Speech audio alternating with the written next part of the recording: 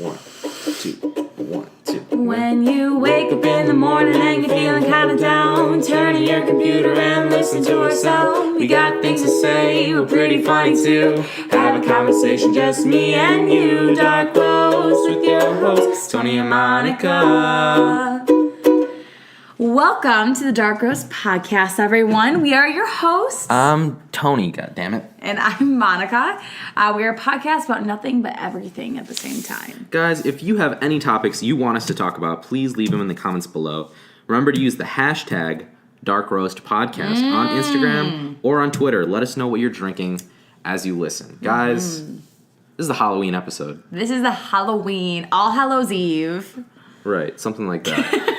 We'll just start with that. The ghouls and ghosts come out. Oh, that is always the best. I love just Halloween in general. It's just a cool time of the year. It is cool. I think that a lot of people get, I think the source of Halloween is, okay.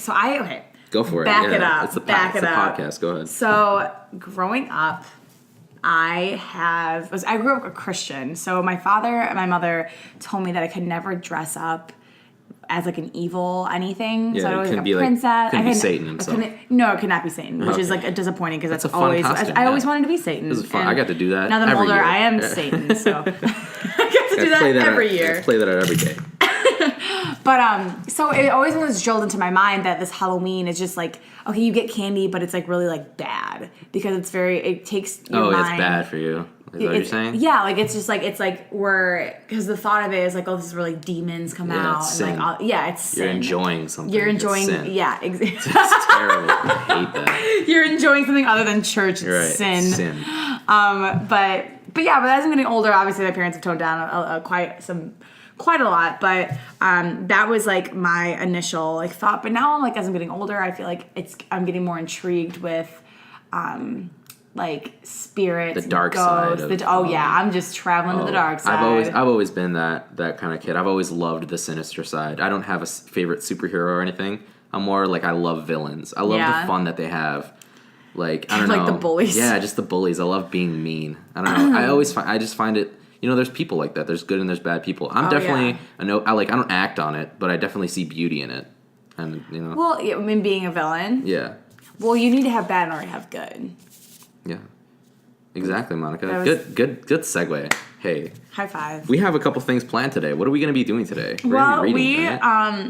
Tony introduced to me, what's it called? Reddit.com. Reddit, yes. So I always knew what Reddit was, but he just kind of introduced it to me again in a way where there's people like post any story that they want or just anything an experience that they had.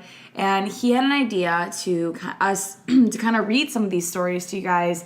Yeah, just give you the Halloween kind of feel for this coming Saturday. I mean, at this point, we're all at weird ages. Not most of us can't go out drinking legally. Right. So, I mean, it's just kind of like cool. Instead of watching a movie for 2 hours that maybe you've seen already, you get to listen to a weird story that maybe someone made up. It could be a myth. It could be something like that. And it's just a fun idea. Yes. And the one that I'm going to read, do you want me to go first or do you want to go first? Yeah, you can go first if you want. Okay. Well, the one that I'm going to read, I literally just read. You got goosebumps. I did. Like, I shuddered a little bit. I like this one. I'll just dive in. It's called Someone/Something Was in My House with Me When I Thought I Was the Only One Awake and My Parents Were Asleep. This is on the No Sleep Reddit thread. Yes. So if you guys want to look at the story or look at other stories like them, go on reddit.com/nosleep. That's no sleep, no spaces. It's the stuff, it'll just make your skin crawl. Ooh, it's great stuff. Okay, so go ahead, dive right in. This happened the other day and it still freaks me the hell out. It's a weekday and my parents whom I live with while I attend college are fast asleep. It's around 1 a.m. and stupid me decides to listen to some scary stories on YouTube. Because it's fun to kind of kick back in my bed with my wireless headset and get lost in the stories and be freaked out, which of course keeps me up at night and makes the following day difficult, but lecture was canceled the following day, so I figured, what the hell, I'm not missing anything. The headset I mentioned to you is your typical Bluetooth gaming headset, and it doesn't have a very long range, but it's more than sufficient enough for me to use across my room from my computer. As I lay listening to scary Halloween stories and stories of close encounters with serial killers, I realized that I have to use the bathroom. The range of my headset is just slightly weak enough not to reach my bathroom from my room. Because it's down a fairly long hallway from me, I figured that I should just wear my headset and just see maybe I can get the signal to my bathroom. To my disappointment, the signal didn't reach. I could only hear static. Right as I'm finishing up in the bathroom, I can hear the story clearly. At first, I'm pleased because I think that maybe I have a good connection from the sink where I'm standing, which means I can listen while brushing my teeth. Then it dawns on me that that's impossible because I had lost the signal at least halfway down the hall, and the only way I could be getting a signal is if my laptop is moving closer to me. I get a sinking feeling in my stomach. My parents' door is very squeaky, and I would have certainly heard it open because the rest of the house is dead silent. So it couldn't have been one of them. I quickly tell myself to calm the fuck down because the whole idea of someone carrying my laptop out of my room is absurd. So I finish up washing my hands and brushing my teeth while listening to the stories. When I open the door, my laptop is on the floor in the middle of the hallway, just outside the bathroom. At this point, my stomach is completely drops. I'm terrified. I wake up my parents to ask if they heard anything. Well, I turn on the lights on and checked every closet in every corner of the house, each time expecting to see a figure leering at me from the darkness.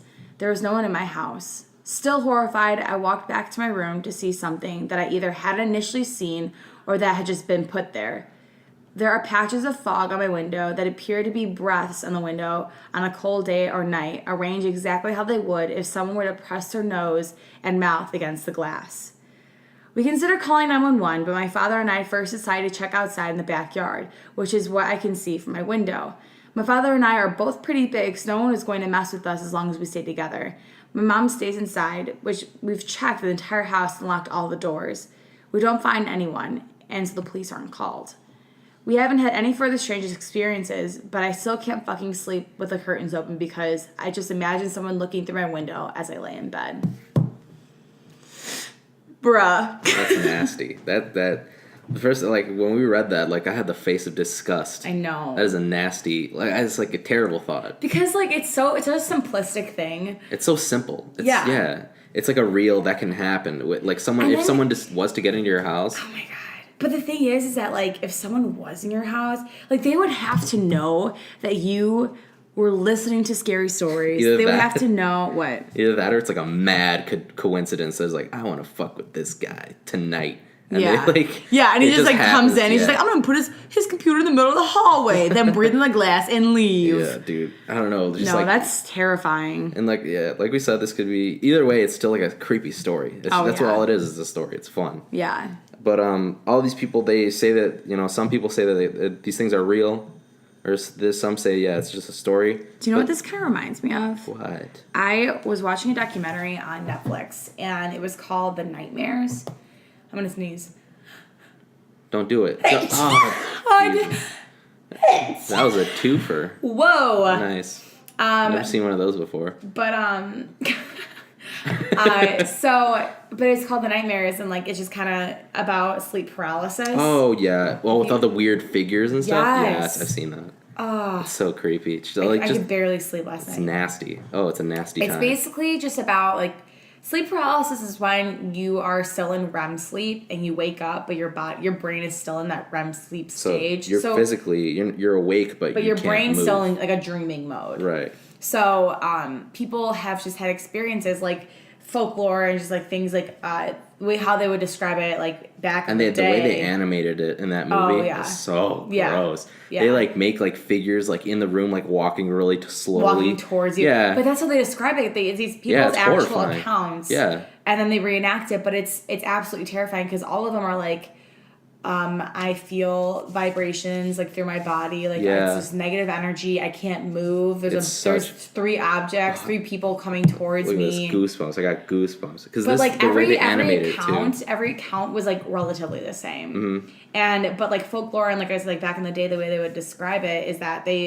how they would like say like, oh, this is because of demons. Like they're like, this is like strictly because of this. People need to realize like that we're barely scratching the surface. I shouldn't click that.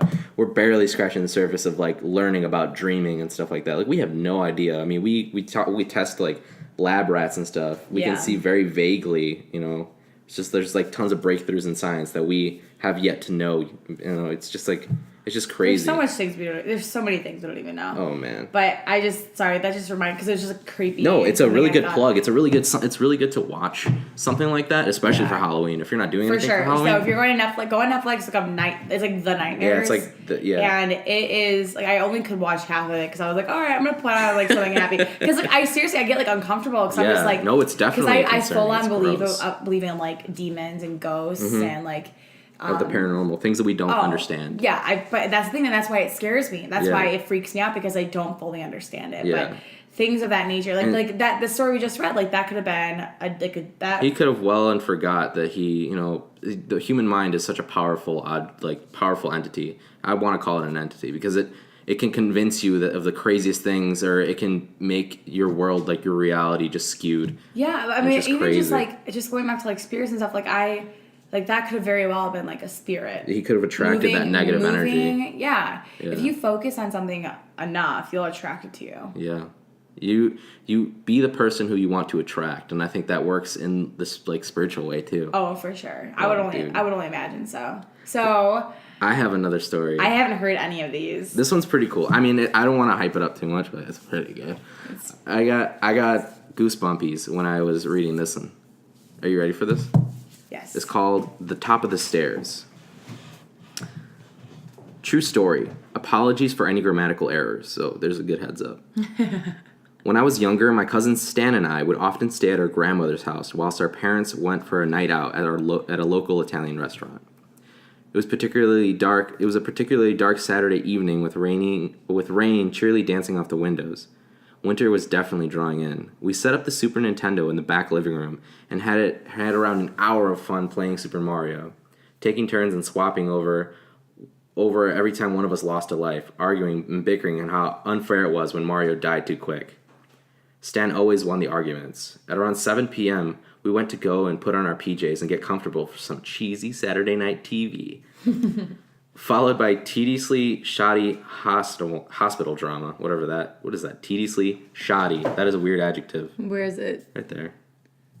Yeah, that is. I'm breaking this, okay. We settled down on the sofa with a steaming mug of hot chocolate with a musty, scented blanket. This guy is really... He's very into the story. I enjoy it. It's very detailed. Yeah.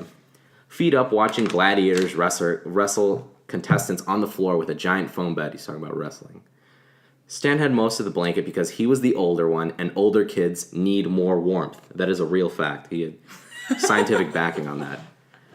Gladiators ended, and just like every week, it was awesome for a 7-year-old boy to watch some decent action and people getting smacked and roughed up with objects to face off for the main event.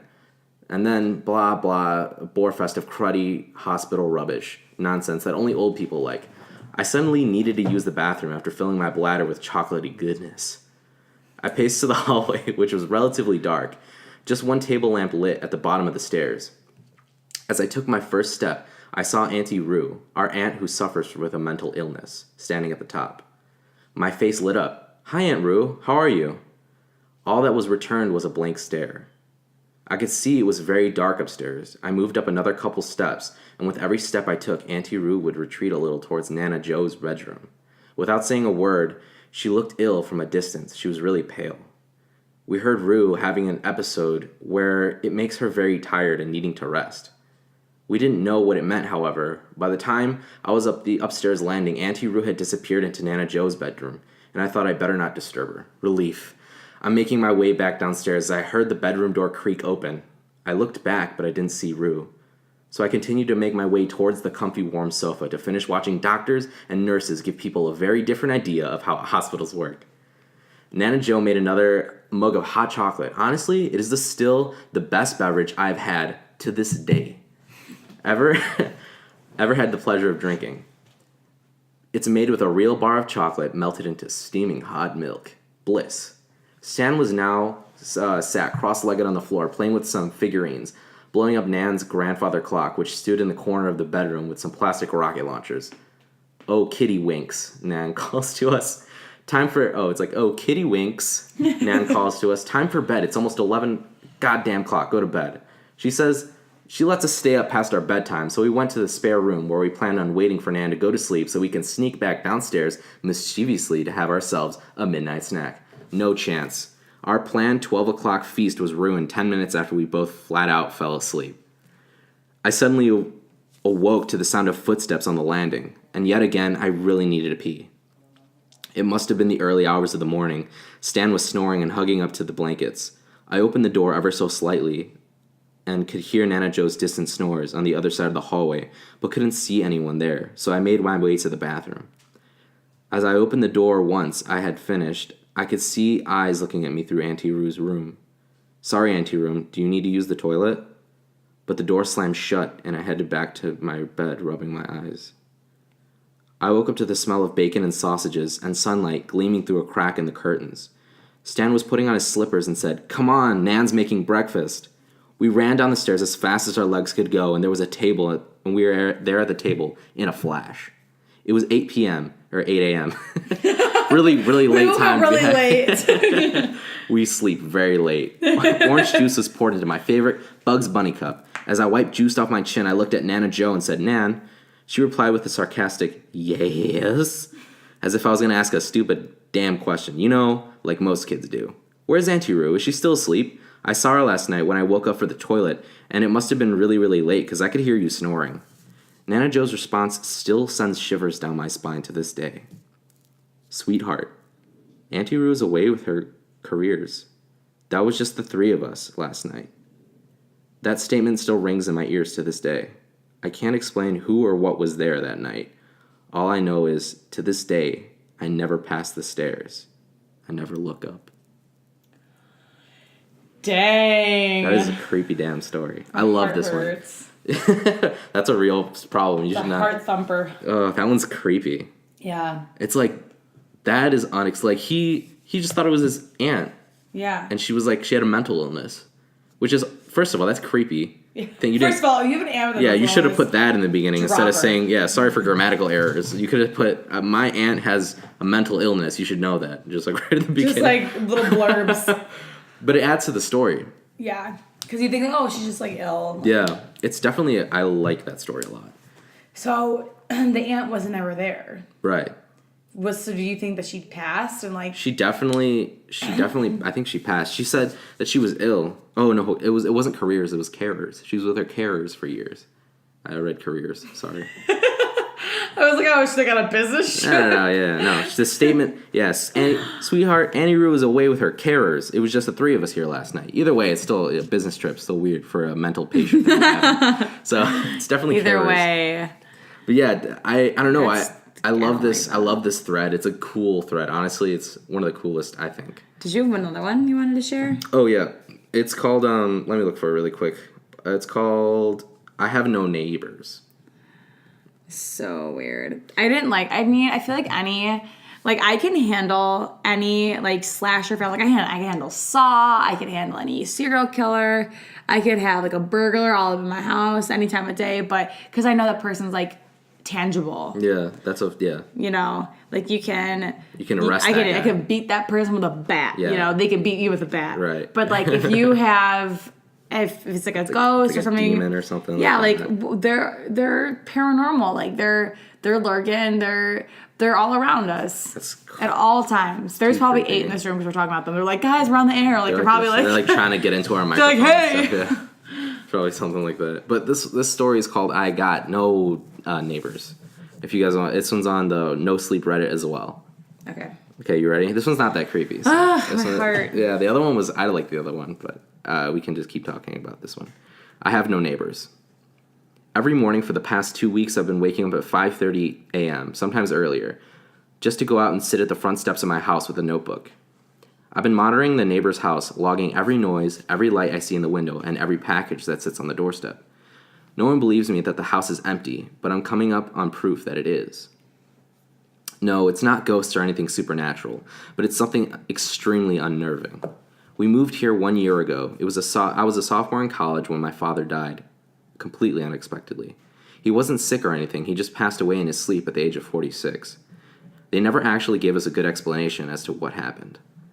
Soon afterward, I decided to come home and commute to college rather than living in the dorms, so I could support my family, especially my 2 younger siblings, as the best I could. Unfortunately, without my father, we couldn't afford to stay in our beloved home any longer, so we moved to a smaller place about 40 minutes away. When we moved in, no one was happy or in a good state of mind. Therefore, we really never got friendly with our neighbors, which was something we were always good with when I was growing up. The thing is, I've seen everyone who lives in our surrounding homes except for the one right next to us. To give you some perspective, we live at the end of the cul-de-sac, and the house in question is positioned almost 90 degrees relative to our house, so that I can see most of the front porch, the driveway, and half of the yard. The first thing that struck me odd was the fact that there was always one or more packages at the front steps. At first, I figured they were just morons who spent too much damn time mashing on that Amazon dash button. But I'm not even convinced that the packages are actually delivered to the house. Every day there are new packages, different shapes and sizes, that appear before any major delivery service would be in that part of town.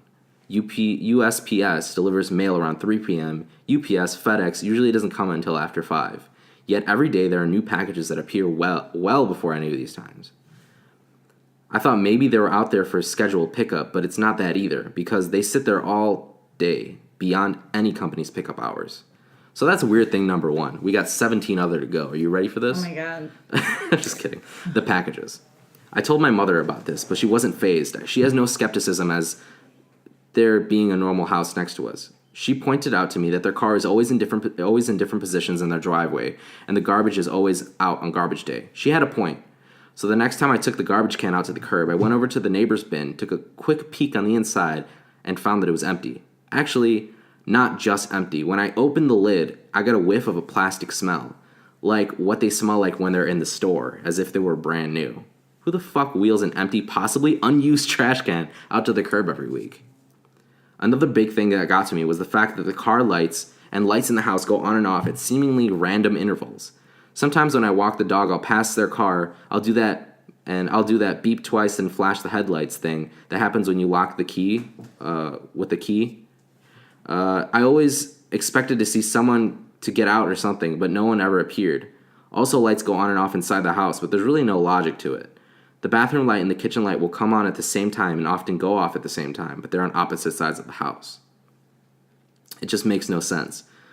2 weeks ago, I rang the doorbell. Standing outside of the front door, I heard the sound of a football game on the television and water running like the sink or a shower. No answer.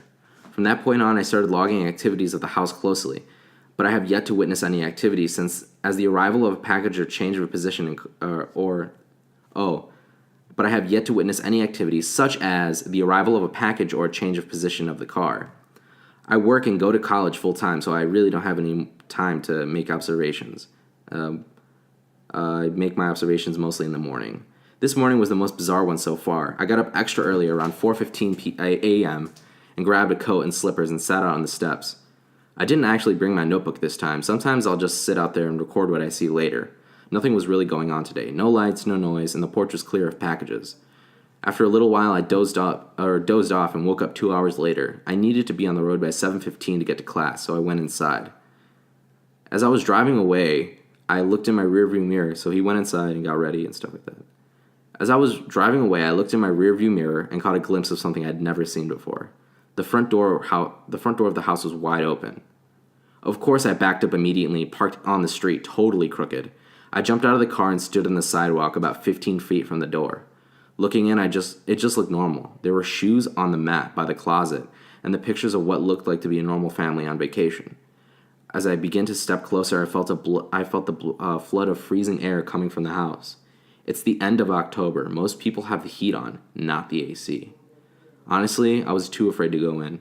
I really regret this, though, because the curiosity is absolutely overwhelming. I'm 100% convinced that there's something very, very bizarre happening there. I don't know what to do. I just got back from campus, and I've been thinking about it all day. That's crazy weird. Yeah. That's just that's weird. Because it makes you think, I'm thinking, government. Yeah. That's, really weird. That sounds like some, I don't know. Like a fake house. Yeah, they're, trying to play off. Yeah, the government, might have picked off somebody, one of us little ones, and they're just putting on just a little show for nobody to, and then they're probably going to say, oh, he died, a week ago or something like that. Yeah. And, they just want everybody to seem like that house is normal, that there's still stuff going on there. That's so weird. I know. But it's funny because, in these threads, there's a comment section, and the top comment was one of the funniest, with 87 upvotes. This is the retort to it. It would be funny as hell if another story popped up on No Sleep where it's your neighbor and they'll start writing about how some person keeps stalking them from next door and watches their house constantly. And then this is someone writing what they would say. I've been trying to do weird things with the lights in my car and my packages to scare them off, but nothing seems to work. He just gets more interested. I even had to buy a new garbage bin to stop him from rifling through my trash. I don't know what this guy's problem is. That's so funny.